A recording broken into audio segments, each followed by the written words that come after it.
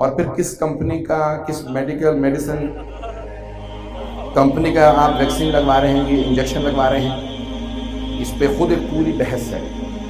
اور یہ پاکستان میں نہیں ہے، یورپ امریکہ میں جا کے دیکھ لیجیے، ہالینڈ کی 87,000 نرسوں نے انکار کر دیا، ہم گنی پگ نہیں ہیں، ہم یہ ویکسین نہیں لگوائیں گے۔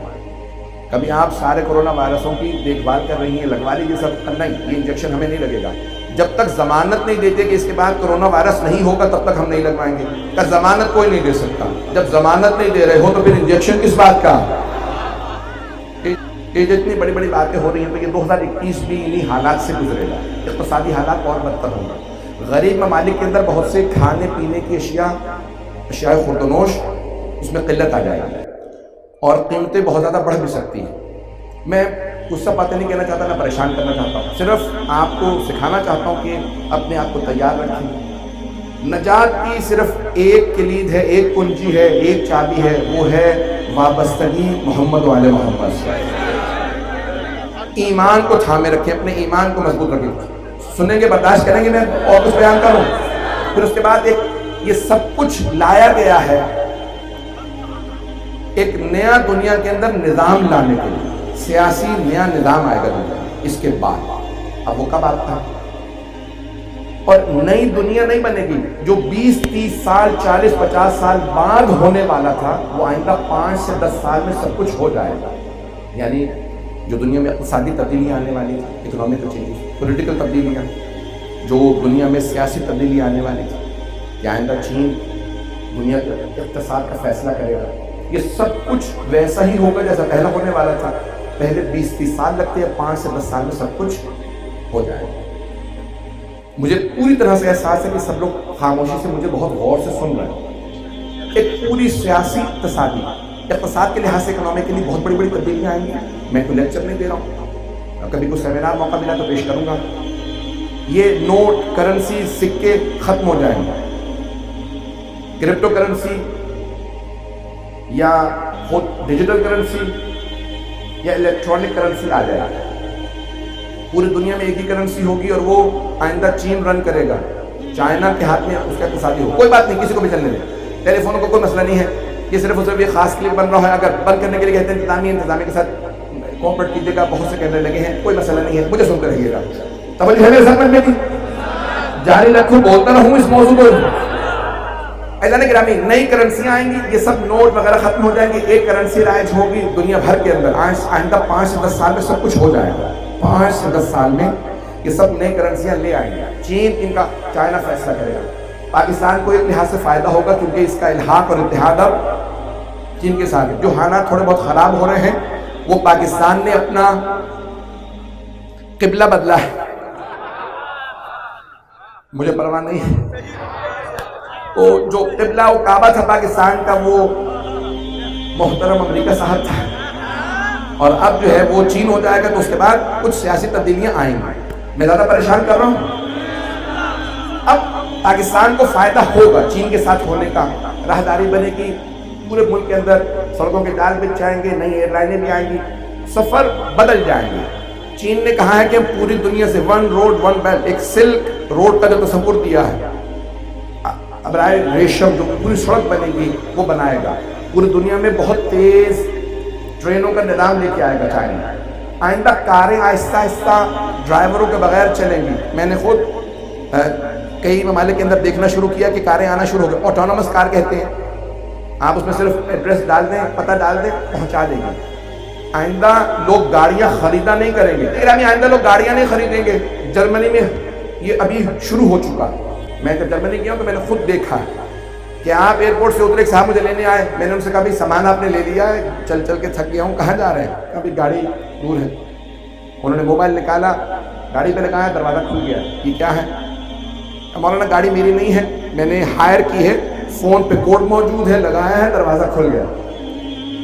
اندر چابی موجود ہے، اسٹارٹ کی، الیکٹرک جو لگا ہوا تھا اس کے اوپر میٹر، اس کو فوراً اتارا، جس جگہ پہ مجھے لے کے جانا تھا وہاں اتارا، سامنے پارکنگ موجود تھی وہاں پہ گاڑی پارک کر دی۔ آئندہ لوگ گاڑیاں نہیں خریدیں گے، اس طرح سے گاڑیاں چلیں گی بغیر ڈرائیور کے۔ دنیا کے اندر ہر 10,000 میں سے ایک گاڑی کا حادثہ ہوتا ہے، آئندہ وہ چیلنج کر رہے ہیں ہر 10 لاکھ میں ایک گاڑی کا حادثہ ہوگا۔ پریشان ہو گئے؟ اب تھوڑا سا اور پریشان ہو جائے۔ اور لوگ کنجسٹڈ آبادیوں میں نہیں رہ گے، دور دور چلے جائیں گے۔ ابھی نئی جو ٹیکنالوجی آ رہی ہے، جو مختلف ایپس لائے جا رہے ہیں، جیسے زوم ہے، آہستہ آہستہ سب چیزیں، نوکریاں، ملازمتیں، سب کچھ کمپیوٹرائز ہو جائیں گی۔ لوگ باقاعدہ اپنے ایپ کے ذریعے، اپنے فون کے ذریعے، اپنے کمپیوٹر کے ذریعے، لیپ ٹاپ کے ذریعے اپنے سارے کے سارے کام کریں گے۔ پڑھائی بھی وہیں ہوگی اور تعلیم بھی وہیں ہوگی، نوکریاں بھی وہیں ہوگی، بہت زیادہ۔ 80% ایسی نوکریاں ایجاد ہوں گی جو ابھی نہیں ہیں آئندہ 5 سے 10 سال میں۔ جیسے اب سے 30 سال پہلے، پریشان اگر ہو رہے ہیں تو مجھ سے سن لیجئے، میں نے وعدہ کیا تھا، اب سے 30 سال پہلے اگر کوئی کہتا کہ کوڈک کمپنی تھی جاپان کی، فلم بناتے تھے، کیمرے ہوتے تھے جس کے اندر، اب نئے بچے نہیں سمجھے گے، پرانے والے سمجھ سکتے ہیں حضرات، کیمرہ ہوتا تھا اور اس کیمرے کے اندر فلم ڈلتی تھی، اسے فلم کہا جاتا تھا، ریل ہوتی تھی، تصویریں لیتے تھے، وہ ریل باقاعدہ تصویریں چھاپنے کے لیے لیبارٹری جاتی تھی، پھر باقاعدہ تصویریں نکالی جاتی تھی۔ پوری دنیا میں 80-90% سے زیادہ ریلیں کوڈک کمپنی تھی جاپان کی، وہ باقاعدہ ایجاد کرتے تھے۔ کچھ اور کمپنیاں بھی تھیں، امیر ترین کمپنیوں میں تھی۔ 1996 میں بینکرپٹ ہو گئی، ختم ہو گئی، دیوالیہ، ختم کا کیوں؟ ڈیجیٹل کیمرے آ گئے، فون آ گئے، سب کچھ ختم۔ آئندہ تصویریں لوگ فون پہ دیکھیں گے، کمپیوٹر پہ دیکھیں گے، چھاپیں گے نہیں، پرنٹ نہیں ہوں گے۔ یہ ایسے بہت سے کاروبار ختم ہو جائیں گے۔ اب ہر ملک کی کوشش یہ ہے کہ نئے نظام کے اندر میرا کچھ نہ کچھ کنٹرول ہونا چاہیے۔ بحث اس پہ نہیں ہو رہی ہے کہ نظام کیا ہوگا، اس نظام کو چلانے والا کون ہوگا۔ اب تک لوگ کہتے رہے بھئی ایک دنیا کے اندر خدا ہے، اس خدا کا نام امریکہ ہے، تو امریکہ اپنے آپ کو خدا مانتا تھا۔ یہ جملے پیش کر رہا ہوں، میں کبھی سیاسی گفتگو نہیں کرتا، آپ کہیں گے یہ کہ دفعہ میں اتنی کرتی ہے کہ پابندیاں صحیح نہیں ہیں۔ فیضان گرامی، پرانے زمانے میں تھے نمرود، فرعون، وہ کہتے تھے انا ربکم الاعلی، قرآن اٹھا کے دیکھیے، اپنی زبان سے کہتے تھے انا رب، میں تمہارا رب ہوں، پالنے والا ہوں۔ اب کہتے نہیں ہیں لیکن حرکتیں وہی ہیں جو فرعون کی تھی۔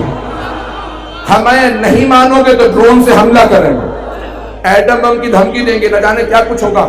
اب یہ سارا ایک نیا اقتصادی نظام آ رہا ہے، دنیا کے اندر سب چیزیں تبدیل ہو جائیں گی۔ بس میں اسی پہ اکتفا کروں گا، شاید میں نے بہت زیادہ پریشان کیا۔